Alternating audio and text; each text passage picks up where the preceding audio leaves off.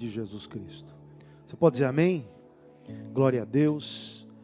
Vamos acompanhar em 2 Crônicas, capítulo 17. 2 Crônicas 17, a partir do primeiro versículo.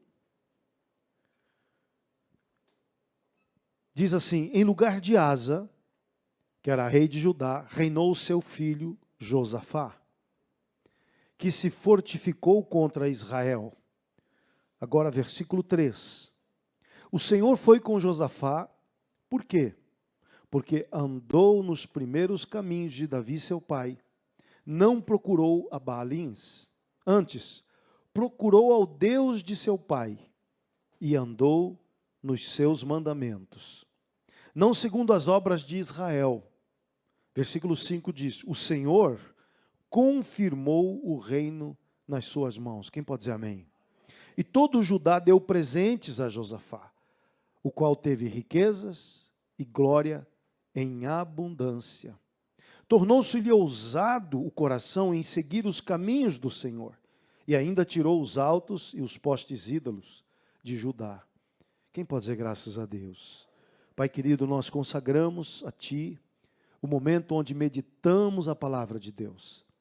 Que o nosso clamor a Ti suba, ó Deus, e chegue ao Teu coração. Derrama sobre nós espírito de revelação e de sabedoria. Queremos conhecer-Te mais, Pai. Fala com a igreja. Abre os olhos do nosso coração, Pai. Eu oro, eu peço em nome de Jesus. Amados, muitos podem perguntar por que nós, evangélicos, estudamos o Velho Testamento, já que vivemos a Nova Aliança, vivemos o tempo onde Jesus derramou o seu sangue, ali naquela cruz, anulou toda a maldição, pagou o preço do nosso pecado, e quando Ele ressuscita, Ele nos dá o poder de recebermos, pela fé nele, uma nova vida todo dia. Existem teologias que realmente não dão muito significado ao Velho Testamento. Agora, quando você vai estudar o Novo Testamento, você percebe que o Novo Testamento é uma adaptação daquilo que foi entendido do Velho para aqueles que não são judeus, para aqueles que estão entrando nessa nova aliança em Cristo. Por isso, quando nós lemos uma passagem do Velho Testamento, a gente precisa perceber, no olhar do Evangelho de Jesus, o que esse texto quer falar com você e comigo. Porque toda a Bíblia ela é inspirada, ela revela, ela fala, ela traz segredos, e ela nos aproxima cada vez mais da presença e da glória de Deus, e isso vai trazendo um entendimento claro de quem você é, para que você existe, o que você faz da tua vida, como eu administro a minha vida. Cada vez mais eu me certifico, à medida que eu vou conhecendo a palavra, conhecendo a Deus, o Senhor o tempo todo, Ele quer ser teu parceiro, teu conselheiro, para você administrar a tua vida. Porque não tem nada mais difícil para um ser humano administrar a sua vida. Administrar um casamento, administrar a criação de filhos, administrar a vida financeira, administrar o olhar para o futuro, administrar esse corpo. Você já percebeu como é duro administrar o corpo da gente? A gente quer comer de tudo, a gente não quer fazer nada, a gente quer ficar deitado o dia inteiro, e isso não vai dar certo. Então, a administração da vida é a chave que Deus quer te entregar neste dia. E o que tem a ver o rei Josafá? O que tem a ver? Aqui nós vemos um fato que é importante, vamos relembrar rapidamente. Israel tinha dois reinos, eles se dividiram. Duas tribos ficaram em Jerusalém, capital Jerusalém, e esse reinado era chamado Reinado de Judá. Fala comigo, Judá. A outra capital era Samaria, e o reinado era chamado Reinado de Israel. Então você tinha reis em Israel, e você tinha reis em Judá. Israel, nenhum rei de Israel, nenhum deles, né? Havia somente um rei com Saul, somente um reinado com Davi, e somente um reinado com Salomão. A partir do filho de Salomão, chamado Roboão, o reino se divide em dois: reino de Israel, em Samaria, e Judá. E eles eram antagônicos, viviam em conflito, guerras mesmo. E aonde eu quero chegar? Em nenhum rei de Israel seguiu ao Senhor, nenhum. Todos eles foram ímpios, desviados. Mas aqui não, em Judá, alguns reis muito fortes. Um deles foi Asa, pai de Josafá, e outro foi Josafá. Entre outros reis, Jotão, Josias, para mim o melhor deles, que foi o mais brilhante deles, seguiram a Deus. Mas o que nós percebemos é que esses dois reinados revelam duas maneiras que você pode administrar a sua vida. Porque nós vemos aqui que Josafá, ele havia assumido o reinado. Toda vez que um rei assumia, ele que escolhia: como é que eu vou dirigir o meu reinado? Quais vão ser as regras? Quais serão as minhas escolhas? Como eu vou definir as minhas decisões? Josafá tomou uma decisão. Ele disse: eu não vou criar regra nenhuma. Eu vou viver conforme Deus mandou eu viver. Aqui está o impasse da vida.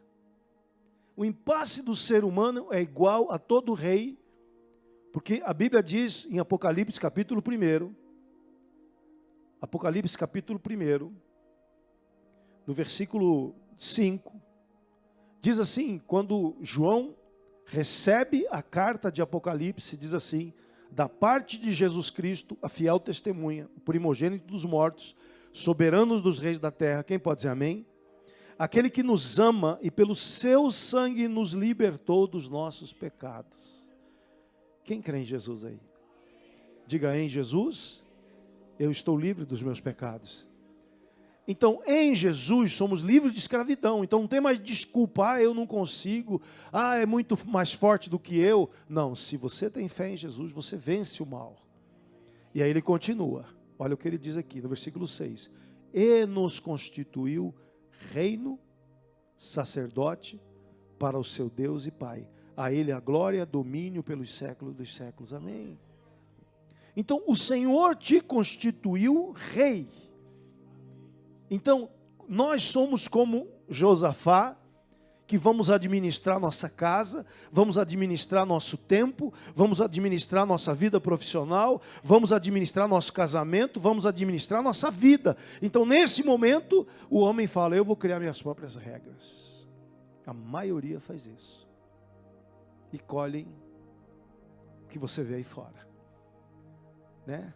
Tanta dor, tanta destruição. É porque o homem quer ditar suas próprias regras para viver. Eu não sei você, mas todo dia eu dobro meus joelhos. Eu digo: Pai, me livra do Hugo, porque o Hugo é cabeça dura. Eu quero ouvir o céu. Eu não quero ouvir as opiniões do Hugo. Não quero saber o que minha alma está sentindo. Eu não quero saber as opiniões das minhas emoções. Eu quero ouvir a palavra de Deus. Eu tomo uma decisão. Hoje eu viverei o que o Senhor determinou para a minha vida.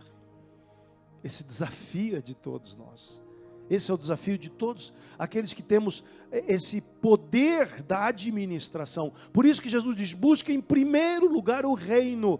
Busca em primeiro lugar quem governa verdadeiramente. Busca o trono. O trono tem palavra, o trono tem direção, o trono tem sabedoria e o trono quer te entregar um futuro seguro. Quem quer ter um futuro seguro? Então pare de ditar suas próprias regras. Esse é o segredo. Enquanto você determina as tuas regras, o futuro é tua responsabilidade. O que vai acontecer, não se sabe. Agora, quando você obedece à palavra, o teu futuro é responsabilidade do teu Criador. E é isso que Josafá entende. Ele entendeu que ele tinha uma nação para governar, e ele tinha um vizinho chamado Acabe, que era o rei de Israel. O pior rei que já houve em Israel, Acabe. Então ele tinha um modelo de um homem que ditou as suas próprias regras, casou com uma mulher maligna chamada Jezabel. Então Josafá olhava para aquele cara, via maldade, impiedade e injustiça. E ele pôde fazer: eu não quero escolher o que Acabe escolheu. A minha escolha será outra. Assim somos nós. Todo dia nós escolhemos viver na presença de Deus. Todo dia nós escolhemos obedecer à palavra de Deus. Quero ouvir um amém bem forte. todo dia nós escolhemos negar a nós mesmos, negar a nossa carne, não viver segundo impulsos e desejos descontrolados. Eu não quero mais descontrole, eu quero controle. Por isso, quem busca reino, busca governo. Diga, governo de Deus. Ah, Senhor. Por isso, amados, o propósito de Deus para o seu povo sempre foi que o reino dele, a forma que ele administra, apareça. Apareça no teu bolso, pode falar amém, na tua conta bancária, apareça na tua vida profissional, apareça no teu casamento, nos teus relacionamentos, apareça em cada dimensão da tua história, apareça. Então, a intenção de Deus é revelar a sua sabedoria através de você. Meu Pai, eu acho isso maravilhoso. Os reis, como Josafá, que entenderam isso, eles tomaram uma decisão: o meu reinado vai manifestar quem Deus é. E Josafá se torna um dos reis mais bem-sucedidos da história do reinado de Judá. E aqui diz, olha o que diz aqui, queridos, que ele diz: o Senhor confirmou o reino nas suas mãos. Fala comigo assim: o Senhor confirma a minha administração quando eu sou obediente aos seus mandamentos. Mas note, queridos, olha só o que diz aqui no versículo 4. Procurou ao Deus de seu pai e andou nos seus mandamentos, e não segundo as obras de Israel. Aqui, Josafá não sabia o que seria do seu reinado. Ele tinha visto seu pai reinar debaixo da obediência a Deus. Ele tinha como modelo um rei fiel a Deus. Agora, quando ele decide, ele não sabia qual seria o seu futuro, mas ele confiou naquilo que Deus prometia. Fala comigo assim: a obediência, não fala com fé, diga a obediência, a palavra de Deus é a certeza que as promessas de Deus serão fato na minha vida. O obediente é crer em promessas. Você pode dizer glória a Deus comigo? Por isso no verso 5 diz: o Senhor confirma o reino. E como é que o Senhor confirma? Aqui diz: todo Judá deu presentes. É estranho, né? Porque o reinado era o povo da onde ele reinava começou a dar presentes para aquele rei. Que coisa estranha, né? Geralmente os súditos reclamam do rei. Os súditos reclamam do governo, falam mal do governo, mas aqueles súditos, por causa da obediência daquele rei, eles, em vez de reclamar, eles deram um presente para o rei. Fala para o teu vizinho: você quer ganhar presentes? Eu quero ganhar presentes. Então, quando eu me submeto a Deus, Deus está dizendo: você vai ser surpreendido por aqueles a quem você administra. Eu tenho ganhado presente dos meus filhos, porque eu os ensinei a andar nos caminhos do Senhor. Eu quero profetizar: tua família vai dar presente para você. Teus filhos vão te agradar em nome de Jesus. Fala para os teus vizinhos: teu filho vai ser a tua aposentadoria. Receba aí, Adailton, em nome de Jesus. Aleluia, aleluia, aleluia. Mas, amados, o que mais me impressiona é que o que eu e você precisamos entender, a decisão é hoje. Não adianta eu decidir amanhã quando a coisa ruiu. A decisão é hoje. Se eu quero um futuro abençoado, eu preciso decidir hoje. Por isso a minha escolha é o reino de Deus. Quantos podem dizer aleluia comigo? Porque, amados, aqui quando o Senhor confirma o reino nas mãos de Josafá, e aí no versículo 6 diz assim: tornou-se-lhe ousado o coração em seguir os caminhos do Senhor. Sabe o que eu percebo? Eu percebo que tem pessoas que têm dificuldade de dirigir seu coração para andar nos caminhos do Senhor. Porque é tanta pressão das mentiras, dos enganos. Jesus fez duas profecias que me chamam muito a atenção, eu sempre lembro aqui. Ele avisou que como foram nos dias de Noé, e como foram nos dias de Ló, assim também será os dias que antecederem na vinda do Filho do Homem. Nós já vivemos dias muito parecidos com os dias de Ló. Os dias de Ló, a sociedade era hedonista, vivia em função do prazer, dos impulsos. Era uma sociedade egocêntrica, né? Quando os anjos aparecem para resgatar Ló, eles quiseram violentar sexualmente aqueles anjos. Por que eles faziam isso? Para que não houvesse nenhum estrangeiro na cidade deles. Então todo estrangeiro que permanecesse ali, eles violentavam para que eles fossem embora e nunca mais voltassem. Então era uma prática, porque assim a cidade não teria pobres, a cidade não teria pessoas perturbando. Então era uma prática da sociedade. Eles violentavam as pessoas que vinham visitá-los. Eles não queriam visita, eles não queriam estrangeiros. E aí nós vemos, interessante, né? Ali havia o espelho de uma sociedade hedonista, que curvava-se aos prazeres da carne. Nos dias de Noé, nós vemos um ambiente espiritual tenebroso, onde a maldade do homem era terrível, né? Maldade. Agora, os homens estão mudando o nome de aborto, é direito produtivo. Então, hoje em dia, a coisa está mudando, né? Ontem, uma cantora famosa fez campanha para candidata lá dos Estados Unidos, e o tema do show e da campanha era o direito reprodutivo da mulher. Direito reprodutivo. Para não falar aquela palavra que todo mundo fica assustado. Então, nós estamos vendo uma sociedade que pratica maldade. Eu estava lendo que o Reino Unido matou 250 mil crianças em 2022. Escócia, País de Gales e Inglaterra. Mais de 200 mil crianças morreram em 2022. Então o homem hoje está praticando maldade a um grau assustador. Na Argentina, quando foi liberado o aborto, houve celebração. Tinha gente chorando de emoção, soltando fogos, fizeram passeatas, pulavam de alegria. O grau de maldade humana tem aumentado. Já vivemos dias como os Noé, e já vivemos dias como os Ló. Por isso é tempo de quebrantamento, igreja. É tempo de vigiar e orar. Quero ver um amém bem forte. Levanta a mão e diga assim: Pai, abre os meus olhos espirituais. Tira toda a cegueira, Senhor. Revela-me a verdade. Eu quero ver, Senhor, o que está preparado para a humanidade. E eu quero estar preparado. Quem pode dizer amém, Jesus? Sabe, queridos, em 1 Tessalonicenses capítulo 5, diz que aquele dia virá repentinamente como ladrão à noite. E vão pegar muitos de surpresa. 1 Tessalonicenses 5 fala isso. Mas ele diz: mas vós não sois da noite, vocês são do dia. Vocês são aqueles que vigiam, vocês são aqueles que oram. Vocês não serão pegos de surpresa. Quero ver um amém bem forte. Por isso, amados, tem que ter uma decisão clara. Diga assim: eu vou servir ao Senhor. Diga: eu vou me submeter à palavra de Deus. Essa decisão estava no coração de Josafá. Ele foi ousado em obedecer a Deus. Tem gente que é ousado para beber. Tem gente que fala assim: não sei se você já percebeu. Pior que eu estou falando assim, que também eu era quase que eu falei idiota, mas eu segurei. Igual a esses. Eu achava que beber muito era ser um homem de verdade. Né? Era uma loucura. Uma cultura completamente demoníaca.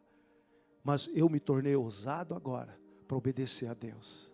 Eu me tornei ousado agora para servir a Deus. Eu me tornei ousado para buscar a Deus. Eu me tornei ousado para pregar o Evangelho de Jesus Cristo. Ontem nós tínhamos aqui quase 600 jovens aqui dentro. Estava lotado isso aqui de jovens. E eles me chamaram para pregar. Não sei porquê, né? Que o jovem quer ver o velho aqui, mas eu vim aqui pregar. Foi uma bênção, gente. Que presença maravilhosa de Deus. E eu pude desafiar os jovens a entender que eles nasceram para frutificar. Fala comigo assim: eu nasci para frutificar. E foi um momento tão forte, tão profético, né? Porque eles estão, a partir do sábado que vem, teremos 2 cultos de jovens, que não entra mais aqui um culto só. Quem pode dizer graças a Deus? É uma igreja de muitos jovens essa aqui, né? Tem jovem aí, né? Cadê os jovens aqui? Tá vendo? Ué, por que você não levantou? Você tem menos de 100 anos? Levanta a mão aí, né? Você também é jovem. Aleluia, né? Então nós desafiamos os jovens a entenderem. Nós não vamos dividir, nós vamos multiplicar. 2 cultos que serão cheios em nome de Jesus. Fala comigo assim: ousado para obedecer, para buscar, para ser cheio do Espírito Santo. Isso nos leva, querido, a entender que a minha vida é uma vida a serviço do Rei. Diga: eu vivo para o Rei. Fala isso. O que significa isso? É o Hugo entender que Deus, quando eu estava no ventre da minha mãe, Ele determinou cada um dos meus dias. A Bíblia diz que eu era substância ainda informe. Ali só havia uma pulsação, certamente só o cérebro. E ali Deus falou, Hugo, você vai estar no dia 27 de outubro de 2024 pregando a minha palavra. Você será um homem de Deus, você vai ter 4 filhos. E Deus começou a dizer como seria a minha história. Você vai ser um homem ungido de Deus. Eu preparo você para a eternidade, para viver eternamente comigo. Você será um profeta. E Deus determinou cada um dos meus dias. Eu não quero inventar uma nova história, eu quero viver essa história. Diga, eu vivo para servir o meu rei. Fala. Aleluia. Por isso, amados, eu apresento a minha vida todo dia. Falo, Pai, eu quero viver o que o Senhor preparou. Quantos querem aprender a orar assim? Diga, meu Deus, eu quero viver o que o Senhor preparou para mim. Sabe por quê, queridos? A Bíblia revela que Deus, Ele apresenta as obras que Ele preparou para você. Mas Ele não te obriga. Olha o que diz em Salmo 90, versículo 16. Esse texto eu nunca tinha visto ele dessa maneira. Mas sabia que tem obras preparadas para você? Mas elas só aparecem se você pedir? Você pode estar vivendo uma vida paralela, e do teu lado está a vida proposta por Deus. Qual a tua idade hoje? A minha é 64 anos. 23 anos da minha vida eu ignorei a proposta divina e vivi a minha proposta. Eu cheguei para Deus arrebentado, arregaçado, sofrendo, cheio de dor, cheio de trauma, baixa autoestima, sentimento de incompetência. E eu chego para Jesus e começo a encontrar com aquilo que Ele preparou para mim. Quem quer encontrar com o que Deus preparou para você?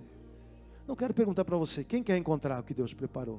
Olha o que Moisés orou. Aos teus servos o quê?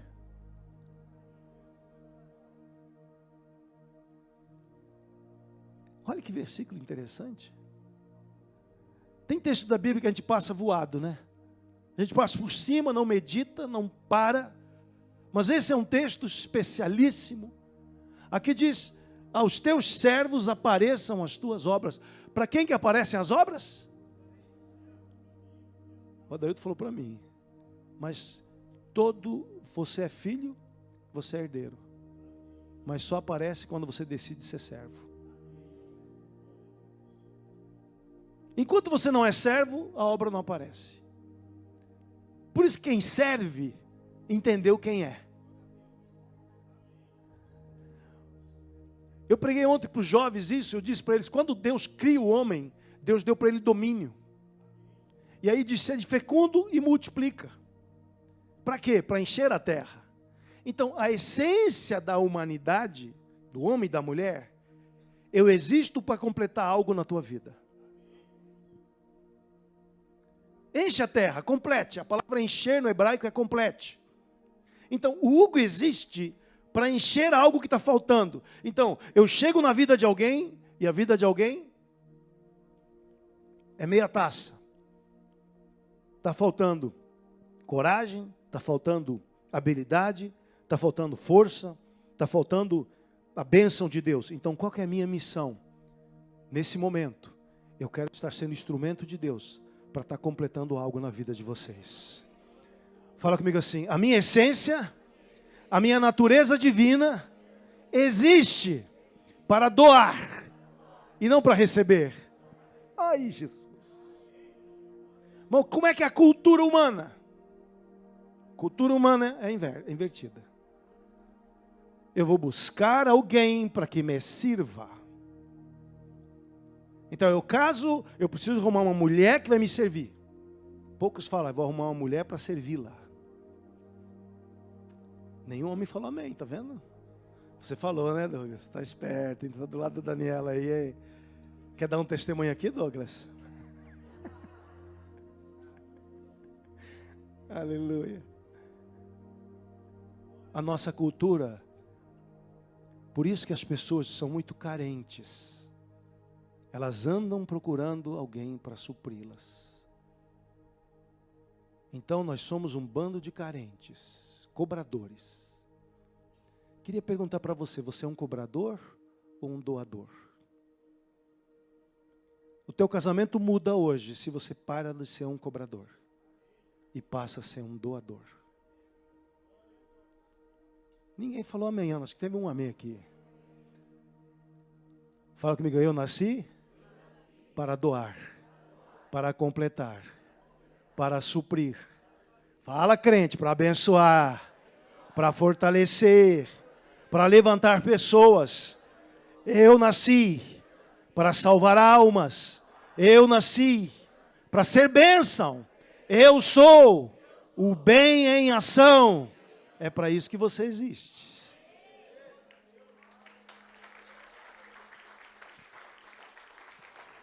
Existem obras preparadas. Então eu creio, eu tenho orado, falo, Pai, que a obra preparada para mim seja a gente comprar esse lugar aqui, fazer um salão maravilhoso aqui em cima, e que 3.000 pessoas venham adorar a Deus aqui na Zona Norte, famílias da região conheçam a Deus através dessa igreja maravilhosa, que você seja usado para salvar a tua família, salvar teus amigos, porque você é um doador, você é alguém que doa amor, doa paz, doa bondade, você doa harmonia, você é ungida de Deus, você é ungido de Deus, você é um abençoador, você é o bem em ação. Aleluia. Por isso, amados, versículo 17, ele diz, seja sobre nós a graça do Senhor nosso Deus, confirma sobre nós as obras das nossas mãos. Sim, confirma a obra das nossas mãos. Levanta a mão assim, diga assim, Pai, confirma a obra que o Senhor tem para a minha vida. Confirma as obras das minhas mãos, Senhor. E diga, apareça, ó Deus, as tuas obras preparadas para mim. Quantos creem que Deus preparou obras para você? Tem obras preparadas. Logo, eu, Hugo, já escolhi Efésios 2:10 na minha vida. Eu quero viver para isso, eu quero funcionar para isso, eu não quero outra coisa que não seja viver essa promessa. Efésios 2, verso 10 diz, somos criação, feitura dele, criados em Cristo. Olha só, eu sou criação de Deus, eu sou feitura do Pai, eu sou criado em Cristo, diga aleluia. Para o quê? Boas obras. Querido, você nasceu para ser gente boa. Eu disse que você nasceu para ser gente boa. Você nasceu para ajudar pessoas. Você nasceu para levantar pessoas. Ah, mas elas traem, elas falam mal. É isso mesmo. Aleluia. As pessoas falam mal. Aleluia. Vocês já ouviram alguém falando assim, estão falando mal de mim, mas vai ver que estão vivendo um momento ruim, né? Deve estar sofrendo, por isso que fala mal de mim, né? Não vou ligar para isso não. Falei, é isso aí. É entender que é um doador. É entender, eu nasci para ser abençoador. Põe a mão no coração e fala assim, Pai, cura a minha alma, para que eu possa curar outras almas. Quantos podem dizer aleluia? Glória a Deus. Imagina você se cada membro da nossa igreja entender que é um doador. Não estou falando para você ser líder, para você abrir célula, não é isso não. Eu estou falando, seja um doador no teu estilo de vida, no teu modo de ser. Dá um sorriso todo dia. Não passe mais lá no trabalho sem olhar com carinho para as pessoas. Não faça mais, não ignore mais as pessoas mais simples ao teu redor. Valorize cada pessoa, principalmente aquelas pessoas que estão lá fazendo aquele trabalho duro, né, de limpar o chão, de limpar um banheiro. Chega lá, fala, tudo bem com você, querido? Como é que você está? Como é que estão os teus filhos? Eu tenho uma figura que trabalha com a gente desde 2003 lá em casa, 2004, que é a Vera. A Vera é crente, uma crente, ela é da Universal, uma crente, uma bênção ela. Já é da família, né, Douglas? Douglas chega lá, o Pedrinho chega lá, ela já fala como se fosse de casa. E aí, como é que tá? E eu chego e pergunto para ela, como é que tá o fulano, que eu conheço os filhos dela. Eu falo, como é que tá o Diego, como é que tá o Mateus? Aí ela começa, aí não para mais, aí só misericórdia. Aí eu falo, tá bom, Vera, deixa eu seguir em frente aqui. Porque eu me importo com ela. Ela é alguém que está lá para trabalhar com a gente, mas eu quero que ela se sinta amada, acolhida. O Daniel chega lá, pega ela, abraça ela. E ela fala assim, meus filhos não me abraçam. O Daniel pega, amassa ela. Amassa mesmo. E no dia do aniversário dela, eles vão lá em casa, levam um bolo, dão um presente. Ela fica doida com os meninos. Por quê? Porque nós entendemos que cada ser humano é precioso. Fala para o teu vizinho, seja um doador em nome de Jesus. Seja um abençoador. Tua vida será revolucionada. O Senhor vai confirmar a obra das suas mãos. O Senhor vai abrir a porta que você precisa. Milagres serão liberados na tua vida. Seja como Josafá. Creia no Senhor, abençoa. Creia que Deus vai usar você para ser bênção em cada área da tua vida. Dê um aplauso bem forte a Ele. Aleluia! Aleluia! Fique em pé no seu lugar, querido. Oh, Deus. Preguei a metade. Vamos ver se terça-feira eu continuo.